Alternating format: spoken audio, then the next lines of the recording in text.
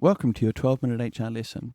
Today, we're going to talk about morals of the story, Dr. Cox from Scrubs, and how both of these things can help you understand what you're looking at when you're looking at excuses for poor behavior in the workplace. So let's go.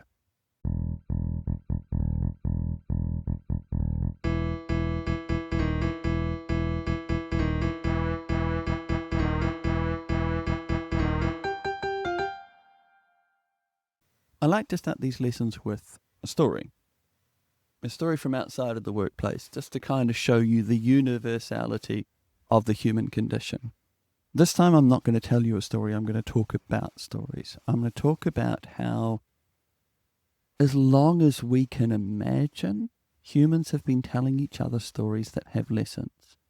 If play is preparatory, then stories are lessons that we tell each other in order so that we can learn vicariously from others.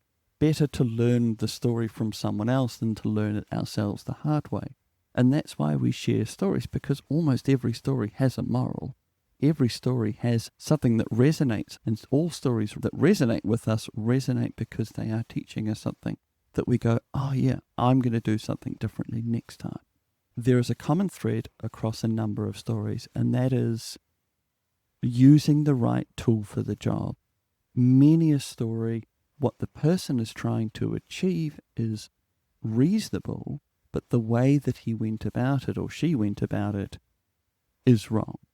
So the right tool for the job, trying to solve the problem the right way, not the wrong way, is a common thread. And that's kind of where we relate, sympathize, and learn from these tragic heroes. Take perhaps the most extreme and older story is Achilles. We're going right back into fable with Homer's accounting of Achilles. Achilles, who was the greatest and most powerful and invulnerable fighter, who was trying to win a war. You compare him to Ulysses, who uses his smarts and his wisdom. Achilles uses his violence and his rage and his anger, and Achilles ultimately dies, whereas Ulysses essentially wins it for the Greeks. Now let's quickly talk about Frankenstein.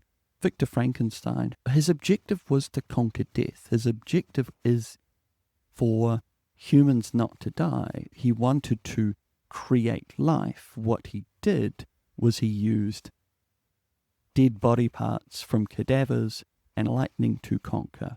So his objective is understandable and relatable. We all want to conquer death. What he did was desecrate bodies. That's an understandable objective, but the wrong way to go about it. And that's the lesson of the story. There is the misusing of science and technology to achieve your outcomes. So having talked about historical examples of Achilles and Victor Frankenstein, I'm going to give you an example of something that's much more recent, although for some of you probably not recent enough.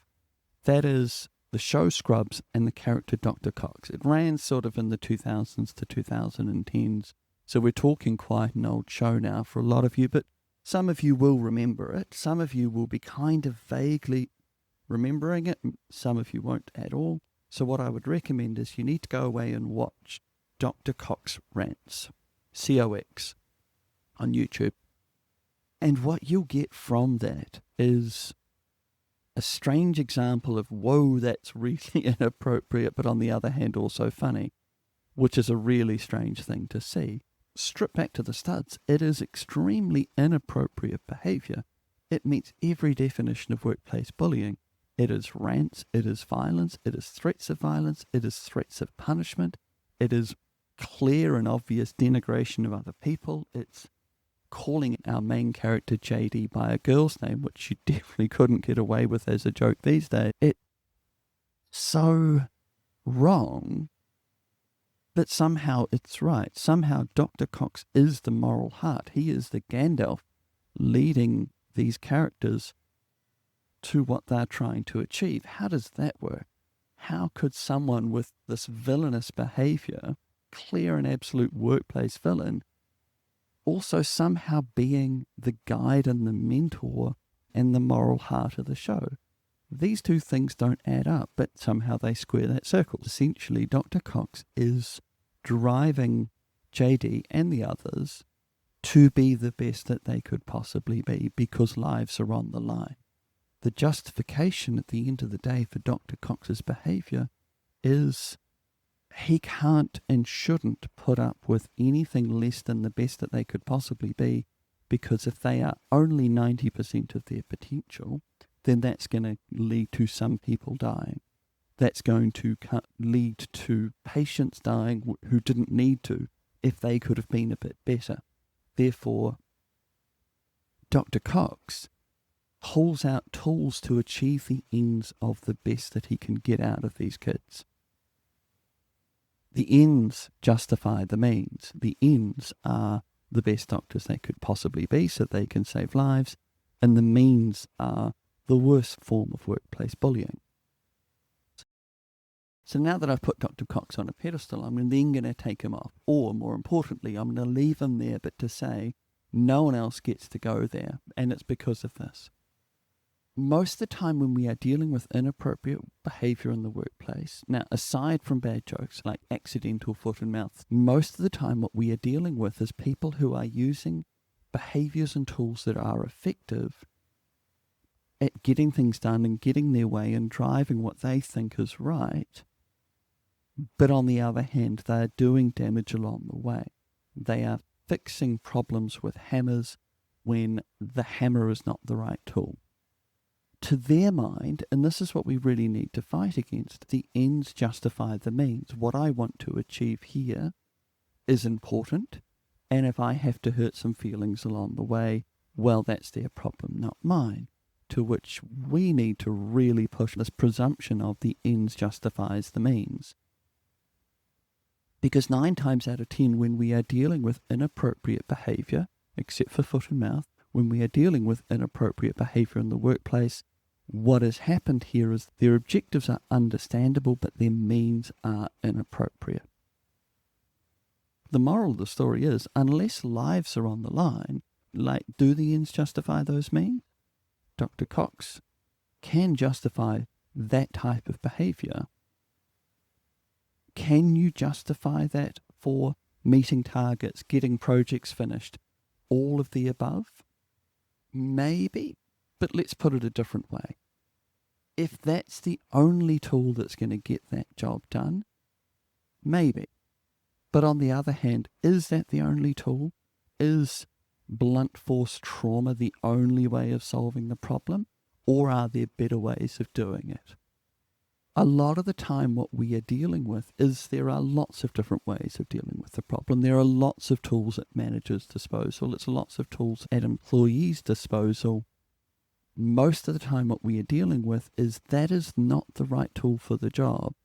Yes, that gets you what you think you need to get done, but you can't cause that harm along the way. Most of the time with what we are doing in HR, what we are doing as managers is feeding back to people that tool is not justified in the circumstances. Life and death is not on the line. You need to find better ways of working with people rather than running roughshod over them, rather than denigrating them, rather than undermining them, because there's lots of ways of dealing with this. That tool was inappropriate. Find a better tool next time.